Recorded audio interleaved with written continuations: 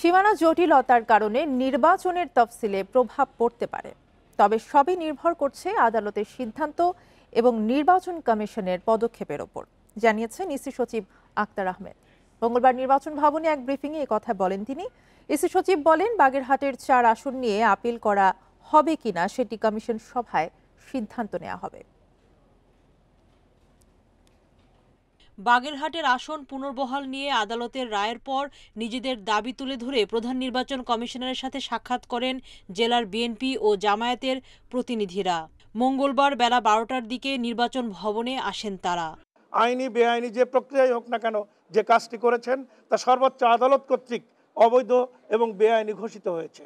এই নির্বাচন কমিশন যে ভিত্তিতে করেছিলেন সেই ভিত্তিতে আমরা অবশ্যই আমাদের উপর অন্যায় এবং এটা অযৌক্তিক ছিল, কারণ আমাদের ভোটারও বেশি, এরিয়াও বেশি।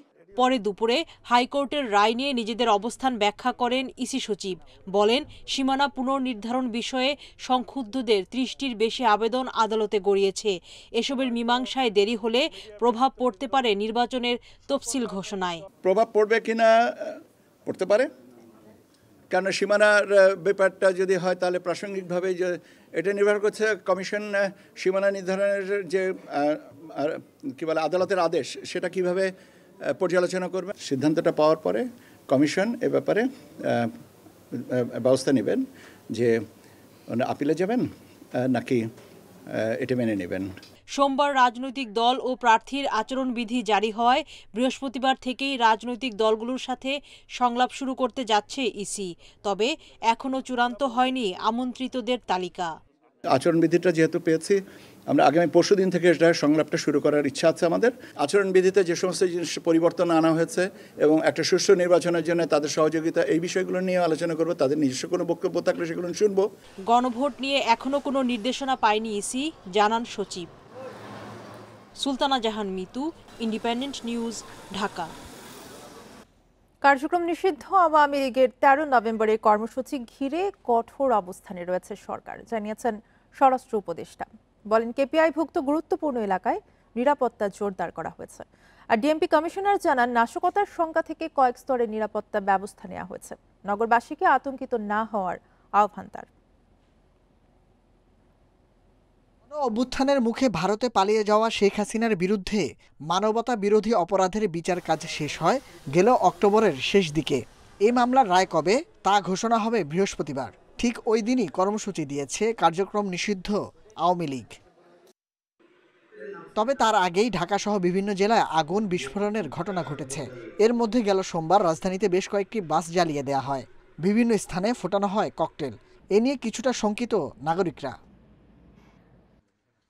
মঙ্গলবার সকালে সচিবালয়ে আইনশৃঙ্খলা সংক্রান্ত বৈঠক শেষে এ নিয়ে কথা বলেন স্বরাষ্ট্র উপদেষ্টা। জানান, 13 নভেম্বর ঘিরে শক্ত অবস্থানে আইনশৃঙ্খলা বাহিনী। ট্রাইব্যুনাল, মেট্রো রেল সহ গুরুত্বপূর্ণ এলাকায় পর্যাপ্ত নিরাপত্তা নেওয়া হয়েছে। 13 তারিখের ঘটনা নিয়ে এই ক্ষেত্রে আইন শৃঙ্খলা বাহিনী কিন্তু একটা শক্ত অবস্থান নিয়েছে। এবার এরা একটা শক্ত অবস্থানে থাকবে এবং পরিস্থিতি নর্মাল থাকবে, কোনো ধরনের কোনো আশঙ্কা এখানে নাই। শক্ত অবস্থানের জন্য আপনারা দেখছেন আমাদের পেট্রোলিংয়ের সংখ্যা বাড়ানো দেওয়া হয়েছে, কেপিআইগুলিতে নিরাপত্তা আরও জোরদার করা হয়েছে। তারপরে যে ধরেন যে এই যে রাস্তাঘাটে এই যে ধরেন যে বাসে আগুন তেল ঠেল রেডি করে এইগুলির বন্ধ করে দেওয়া হয়েছে। এক সংবাদ সম্মেলনে ডিএমপি কমিশনার জানান, নাশকতা ঠেকাতে কয়েক স্তরের ব্যবস্থা নিয়েছেন তারা। বলেন, ঝটিকা মিছিল, আগুনের ঘটনায় গ্রেপ্তারকৃতদের বেশিরভাগই টাকার বিনিময়ে কাজ করছেন। 13 তারিখ নিয়ে আশঙ্কা শঙ্কার কোনো কারণ নেই। সামাজিক যোগাযোগ মাধ্যমে ব্যাপক এই সকল জিনিস আসার কারণে মানুষের মধ্যে একটা আশঙ্কার সৃষ্টি হয়েছে। বাসে আগুন দেওয়ার সময় ড্যামরাতে একজনকে হাতে নাতে ধরি। আমি আশা করতেছি অনতিবিলম্বেই আমরা এই যে মোটর বাইকে ককটেল ছুঁড়ে পালায় যায়, পালায়নরত অবস্থায় ধরে ফেলব ইনশাআল্লাহ। অনলাইনে ছড়িয়ে পড়া গুজবে আতঙ্কিত না হতে রাজধানীবাসীকে আহ্বান জানিয়েছে ডিএমপি। প্রিয় সাংবাদিক বিন্দু, Nahid Kamal, independent news, Dhaka.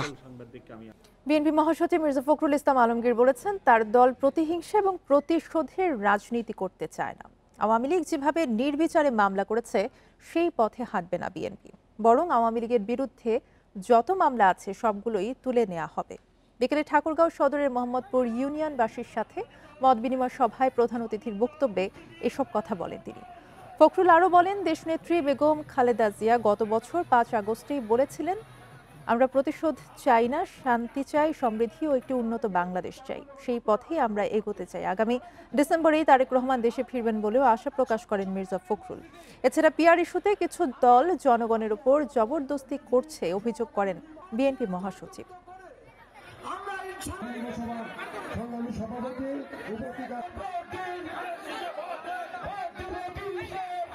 Madam মানে খালেদা জিয়া তিনি একটা বিবৃতি দিয়েছিলেন, স্টেটমেন্ট দিয়েছিলেন, কথা বলছিলেন।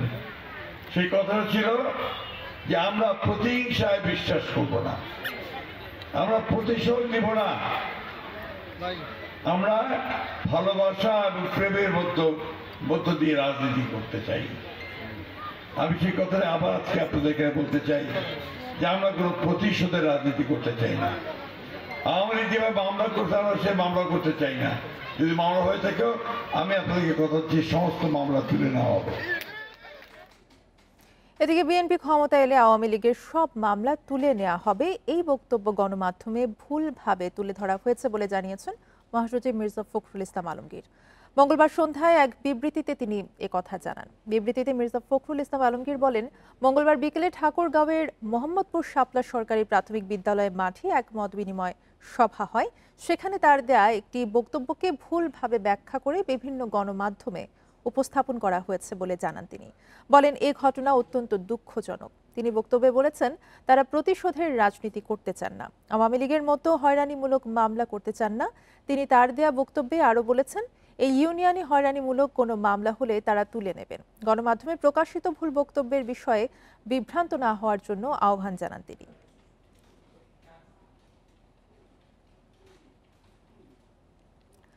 জুলাই সনদের আইনি ভিত্তি ছাড়া নির্বাচন হবে না বলে আবারও হুঁশিয়ারি জামায়াতের। রাজধানীতে সমমনা ৮টি ইসলামী দলের সমাবেশে এই হুঁশিয়ারি দেন দলের আমির। অন্য দলের নেতারা বলেন, গণভোট আগে না দেওয়ার দাবি ফের ফ্যাসিবাদ কায়েমের ষড়যন্ত্র। যারা এটি করছেন তাদের উদ্দেশ্য সবার কাছে পরিষ্কার। ৫ দাবি আদায়ে আরও কঠোর কর্মসূচির হুমকিও দেওয়া হয় সমাবেশে। নির্ধারিত সময়ের আগেই মঞ্চের আশপাশ ও বিভিন্ন সড়কে জড়ো হন নেতাকর্মীরা। দলীয় পতাকা, প্রতীক আর নানা প্লেকার্ড হাতে বিভিন্ন স্লোগানে মুখর করে তোলেন সমাবেশী স্থল।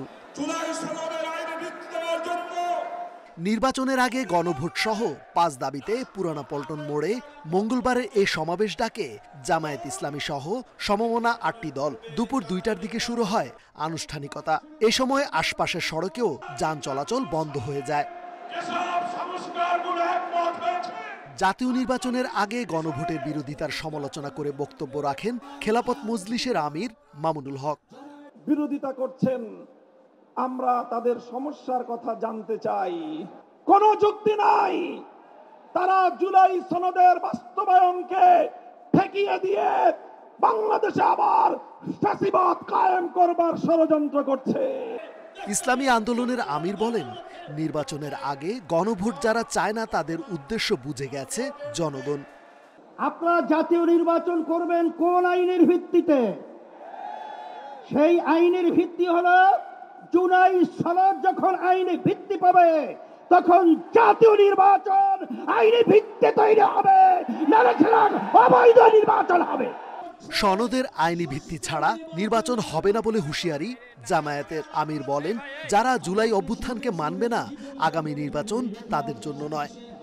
২৬ নির্বাচন দেখতে হলে আগে জুলাই বিপ্লবের স্বীকৃতি লাগবে, আর জুলাই বিপ্লবের স্বীকৃতি দিতে হলে জুলাই সনদের আইনি ভিত্তি দিতেই হবে। এই আইনি ভিত্তি ছাড়া কোনো নির্বাচন অনুষ্ঠান হওয়ার কোনো সম্ভাবনা নেই। দাবি আদায়ের জন্য প্রয়োজনে কঠোর কর্মসূচি দেওয়া হবে বলেও হুঁশিয়ারি দেওয়া হয় সমাবেশ থেকে। রেজওয়ানুল হক, ইন্ডিপেন্ডেন্ট নিউজ, ঢাকা। জুলাই সনদ বাস্তবায়নের প্রক্রিয়া বিষয়ে ৩-৪ দিনের মধ্যে সরকার সিদ্ধান্ত জানাবে বলে জানিয়েছেন আইন উপদেষ্টা আসিফ নজরুল। বিকেলে রাজধানীর বিচার প্রশাসন প্রশিক্ষণ ইনস্টিটিউটে মত বিনিময় সভায় কথা জানান তিনি। উপদেষ্টা বলেন, রাজনৈতিক দলগুলো নিজেদের মধ্যে আলোচনা করে সরকারকে ঐক্যবদ্ধ নির্দেশনা দেবে এমন প্রত্যাশা ছিল। তবে সেই আশায় বসে না থেকে সরকার নিজের মতো কাজ করেছে। জানান, সব দলের প্রত্যাশার সমন্বয়ে জনগণের স্বার্থে যে পদক্ষেপ দরকার তাই করা হচ্ছে।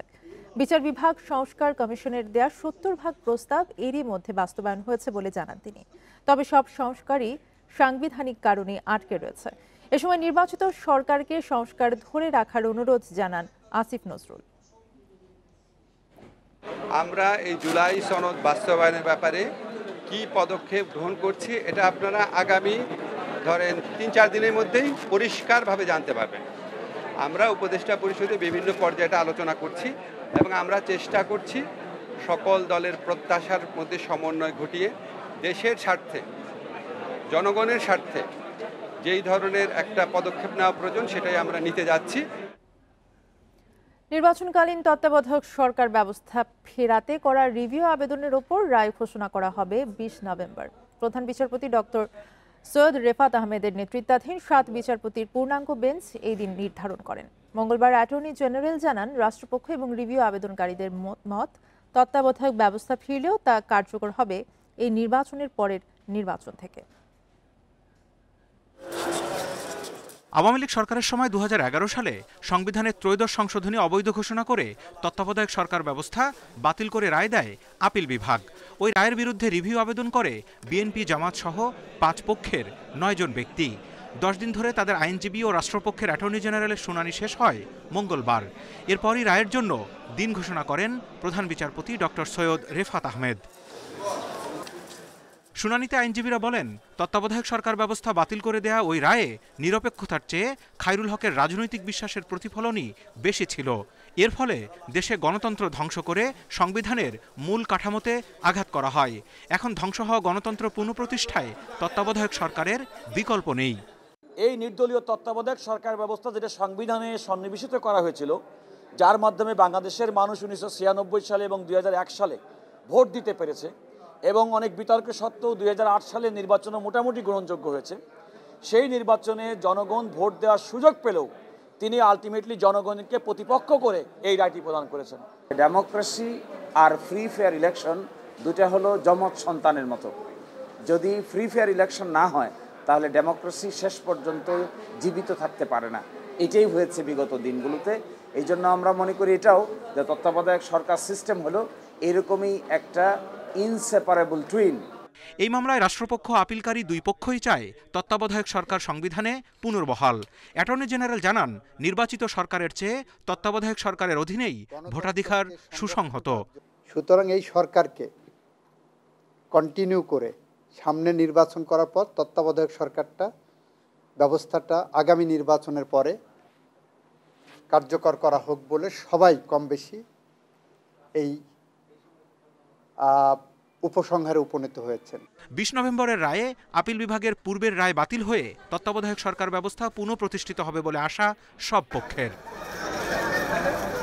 Zahidul Bashar, Independent news, Dhaka.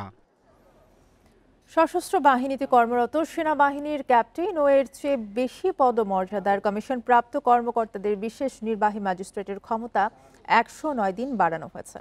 মঙ্গলবার জনপ্রশাসন মন্ত্রণালয়ের প্রজ্ঞাপনে সরকারের এই সিদ্ধান্ত জানানো হয়। কোস্টগার্ড এবং বিজিবিতে দায়িত্ব পালনরত কর্মকর্তাও এর আওতায় রয়েছেন। প্রজ্ঞাপনে বলা হয়েছে ২০২৬ সালের ২৮ ফেব্রুয়ারি পর্যন্ত মাঠে থাকবেন তারা। ফৌজদারি কার্যবিধির ১৭টি ধারার অধীন অপরাধগুলো আমলে নিতে পারবেন বিশেষ নির্বাহী ম্যাজিস্ট্রেটের ক্ষমতাপ্রাপ্তরা। গত বছরের ১৭ সেপ্টেম্বর সশস্ত্র বাহিনীকে বিশেষ নির্বাহী ম্যাজিস্ট্রেটের ক্ষমতা দেওয়া হয়। এরপর থেকে ২ মাস করে মেয়াদ বাড়াচ্ছিল সরকার। এবার মেয়াদ ২০২৫ সালের ১২ নভেম্বর থেকে ২০২৬ সালের ২৮ ফেব্রুয়ারি পর্যন্ত বাড়ানো হলো। ফেব্রুয়ারির প্রথম ভাগে জাতীয় নির্বাচন হওয়ার কথা রয়েছে। গত বছরের ৮ আগস্ট অন্তর্বর্তী সরকার গঠনের পর সশস্ত্র বাহিনীর কর্মকর্তাদের বিশেষ নির্বাহী ম্যাজিস্ট্রেটের ক্ষমতা দেওয়া হয়।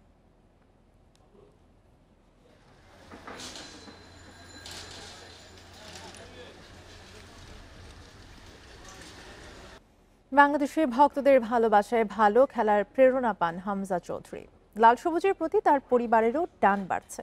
উজ্জীবিত হামজা মর্যাদার ম্যাচে ভারতকে হারাতে মরিয়া। টেলিকম প্রতিষ্ঠান রবি আজিয়াটার ব্র্যান্ড অ্যাম্বাসেডর হয়ে ভক্তদের উদ্দেশ্যে বলেছেন পুরো জাতিকে গর্বিত করতে চান তিনি। সাকিব তামিমকে পেছনে ফেলে হামজা চৌধুরী এখন বিজ্ঞাপন বাজারে চাহিদার শীর্ষে। শাহ সিমেন্টের পর এবার রবি শুভেচ্ছা দূত হলেন জাতীয় ফুটবল দলের এই তারকা মিডফিল্ডার। এত ভিড়ের মাঝেও হামজার মুখে মৃদু হাসি, কোনো বিরক্তির ছাপ নেই তার অভিব্যক্তিতে। আমি যে ভালোবাসা পাই সেটা আমি খুব ভালোভাবে লালন করি। বাবা মার মুখে হাসি দেখতে পাওয়াই আমার আসল প্রাপ্তি। আমি ভাগ্যবান যে পুরো জাতিকেই গর্বিত করতে পারছি। এটাই আমাকে বারবার এখানে ফিরে আসার ইচ্ছে জাগায়। গুঞ্জন আছে বাংলাদেশের ফুটবলের পোস্টার বয়কে শুভেচ্ছা দূত করতে চায় আরও বেশ কয়েকটি কোম্পানি। তবে সেসব নিয়ে ভাবছেন না হামজা। লক্ষ্য ভারত ম্যাচ। অভিষেক ম্যাচে ভারতের বিপক্ষে ড্র করলেও এবার জয়ে চোখ তার। ইনশাল্লাহ 2 পরে গেম আছে, Nepal friendly game for the warm up ইন্ডিয়ার গেমের সঙ্গে। সো লাস্ট ফিউ রেজাল্টস আমরা রয়ে গেছে না, বাট আমরা একবারে ক্লোজ আছি, গুড পারফরমেন্সেস খেলতেছি আর ইনশাল্লাহ ইন্ডিয়ার সঙ্গে জিতবো। লাল সবুজ জার্সিতে 5 ম্যাচে 2 গোল হামজার। 18 নভেম্বর ভারতের বিপক্ষে এশিয়ান কাপ বাছাইয়ের ম্যাচ। তার আগে বৃহস্পতিবার নেপালের বিপক্ষে একটি প্রীতি ম্যাচ খেলবে বাংলাদেশ। Shamim Ahmed, independent news, Dhaka. নেপাল ও ভারত ম্যাচ সামনে রেখে জাতীয় দলের অনুশীলনে যোগ দিয়েছেন হামজা চৌধুরী। রাতে ঢাকায় আসবেন কানাডা প্রবাসী সমিত সোম। ঘরের মাঠে ভারতকে হারিয়ে দেশের ফুটবল ভক্তদের সেরা উপহার দিতে চান কোচ হাভিয়ের কাবরেরা। প্রীতি ম্যাচ খেলতে ঢাকায় এলো নেপাল দল। দেশের ফুটবল ভক্তদের মতো সতীর্থরাও অপেক্ষায় ছিলেন হামজা চৌধুরীর। ঢাকায় আসার পরদিনই দলীয় অনুশীলনে যোগ দিয়েছেন লেস্টার সিটি তারকা। সমিত ছাড়া পুরো স্কোয়াডের সঙ্গে কিংস অ্যারেনার অনুশীলনে ছিলেন কাবরেরা। মাঠের অনুশীলনের সঙ্গে প্রস্তুতি ও পরিকল্পনা নিয়েও শিষ্যদের সঙ্গে আলোচনা করেন কোচ। দল জয়ের দিকে অ্যাটেনশন দিচ্ছে। হামজা যোগ দেওয়ার পর ও তার সঙ্গে সাম্প্রতিক পারফরমেন্সের কারণে সবার আত্মবিশ্বাস বেড়েছে। তার মতো খেলোয়াড়রা ইতিবাচক মনোযোগ ও প্রত্যাশা নিয়ে আসেন, এটাই স্বাভাবিক। নেপাল ও ভারত ম্যাচ সামনে রেখে জাতীয় ফুটবল দলের ক্যাম্প শুরু হয় অক্টোবরের শেষে। স্পেনে ছুটি কাটিয়ে 4 নভেম্বর দলের সঙ্গে যোগ দেন কাবরেরা। ইংল্যান্ড প্রবাসী কিউবা মিচেল সহ 2 ফুটবলারকে ডাকেন ক্যাম্পে। এরপরে অনুশীলনে যুক্ত হয় বসুন্ধরা কিংসের 10 খেলোয়াড়। নেপালের বিপক্ষে প্রীতি ম্যাচের আগে এক সেশনের অনুশীলনে সমিতকে পাওয়ার কথাও জানিয়েছেন কোচ। আমরা মূলত কাজ করছি ভারত ম্যাচ নিয়ে। একটি সেশনে খেলোয়াড়দের সঙ্গে প্রয়োজনীয় বিষয় নিয়ে আলোচনা হয়েছে। সমিত যোগ দেওয়ার পর পরবর্তী সিদ্ধান্ত নেব। ভারত ম্যাচে সবাইকে সেরা ফর্মে পেতে সতর্ক থাকতে হবে। নেপালের বিপক্ষে হামজা, সমিত দুজনকেই খেলানোর আশা করছি। হামজা অনেক প্রফেশনাল একটা ফুটবল প্লেয়ার। সে আসার পর থেকে এখন পর্যন্ত ব্যস্ত। আসলে প্রতিটা ম্যাচে গোল অনেক ইম্পর্টেন্ট, কারণ ম্যাচ জিততে হলে গোল করতে হবে। তো চেষ্টা করবো আমরা ফরওয়ার্ডরা গোল করার জন্য। নেপালের বিপক্ষে প্রীতি ম্যাচ বৃহস্পতিবার। 4 দিন পর এশিয়ান কাপ বাছাইয়ে ভারতের বিপক্ষে খেলবে বাংলাদেশ। Farida Baktiyara, independent news. রমজান মাস সামনে রেখে প্রয়োজনীয় পণ্য আমদানির ক্ষেত্রে পেঁয়াজ, ডাল, ভোজ্য তেল, চিনি, ছোলা, মটর, মশলা এবং খেজুর এই 10টি পণ্য আমদানি করা যাবে। বাংলাদেশ ব্যাংক জানিয়েছে রমজান মাসে এসব পণ্যের চাহিদা উল্লেখযোগ্যভাবে বেড়ে যায়। তাই আমদানি সহজ করে বাজারে পর্যাপ্ত সরবরাহ বজায় রাখা ও দাম সহনীয় রাখতে এই উদ্যোগ নেওয়া হয়েছে।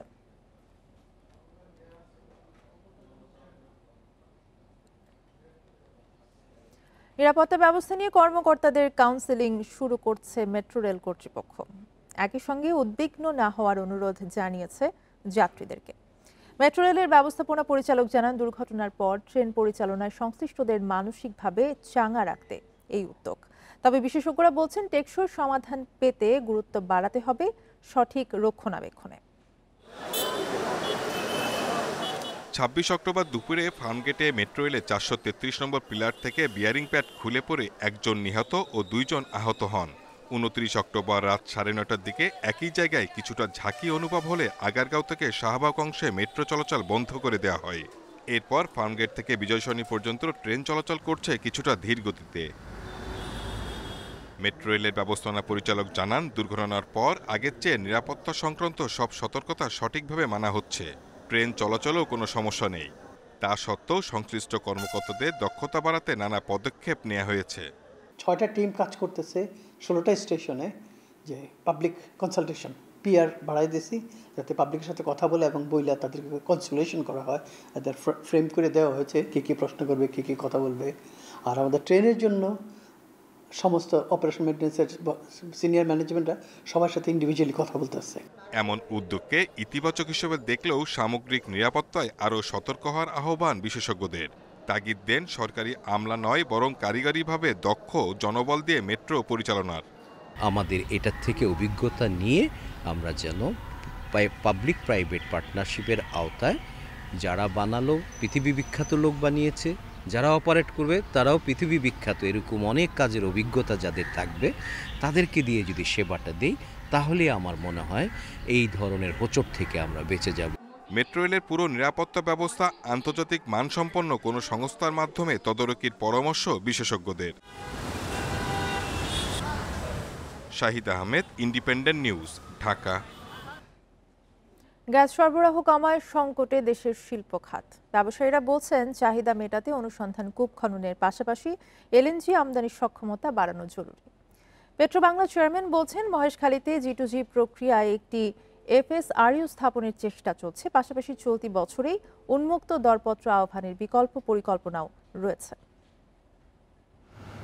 দৈনিক দেশে 380 কোটি ঘনফুট গ্যাসের চাহিদার বিপরীতে মিলছে 280 কোটি ঘনফুট, যেখানে 2টি ভাসমান টার্মিনালের মাধ্যমে আমদানির এলএনজি 80 কোটি ঘনফুট। স্থানীয় গ্যাসের অনুসন্ধান দীর্ঘ সময় অবহেলিত থাকায় উত্তোলনও কমছে ধারাবাহিকভাবে। এলএনজি নির্ভরতা বেড়ে দাঁড়িয়েছে 30 ভাগে। ডলার সংকট, প্রাকৃতিক দুর্যোগ সহ নানা কারণেই বাধাগ্রস্ত হয় এমন গ্যাস সরবরাহ। শিল্প মালিকরা বলছেন 2 বছর আগে দাম দ্বিগুণ করলেও নিরবচ্ছিন্ন গ্যাস পাওয়া যায়নি। আরো 3-4 বছর আগের থেকে কিন্তু শুরু হয়েছে। ইন্ডাস্ট্রি হ্যাড স্টার্টেড সাফারিং যখন গ্যাসের সমস্যা শুরু হলো, যখন প্রাইস বাড়ানো ডাবল করলো অথচ গ্যাস সাপ্লাই নাই, ইন্ডাস্ট্রি কিন্তু তখন থেকে চিল্লাচ্ছে। গ্যাস সংকট সহ বিদ্যুৎ সংকটের যে সমস্যাগুলি আছে, ব্যাংকিং যে সমস্যাগুলি আছে, এগুলি যদি সমাধান না হয় তাহলে বিনিয়োগ খুব একটা বাড়বে বলে মনে হয় না। 2026-27 অর্থবছর দেশে গ্যাসের চাহিদা মেটাতে এলএনজি নির্ভরতা আরও বাড়বে। বাড়তি এলএনজি খালাসে বিদায়ী সরকার বিশেষ আইনে পায়রায় এক্সিলারেট এনার্জি ও মহেশখালীতে সামিটকে টার্মিনাল নির্মাণে যুক্ত করে। তবে অন্তর্বর্তী সরকার প্রতিযোগিতাহীন চুক্তিগুলো বাতিল করেছে। এফএসআরইউর ব্যাপারটা অনেক জোর দিচ্ছি, দুইভাবে চেষ্টা করছি। এক হলো G2G ভাবে, আর একটা হলো কম্পিটিটিভ মেথড অর্থাৎ ওপেন টেন্ডারিং মেথড। ওই পদ্ধতিতে আমরা চেষ্টা করছি। তো আমরা এভাবে আশাবাদী যে খুব দ্রুতই ফল আসবে। ডিপিপি অ্যাপ্রুভাল নিয়ে আমরা টেন্ডারে এবছরই যাব। এফএসআরইউ নির্মাণে সরকারি ক্রয় চুক্তির জন্য উন্মুক্ত দরপত্রের স্ট্যান্ডার্ড ডকুমেন্ট তৈরি হচ্ছে। এ ধরনের টার্মিনাল নির্মাণে প্রায় $50 কোটি বা 6000 কোটি টাকা বিনিয়োগ দরকার। Hari Saha, independent news, Dhaka. এই ছিল এখনকার সংবাদে। ইন্ডিপেন্ডেন্ট টেলিভিশনের আরও খবর জানতে চোখ রাখুন ফেসবুক, ইউটিউব এবং এক্সে। ধন্যবাদ।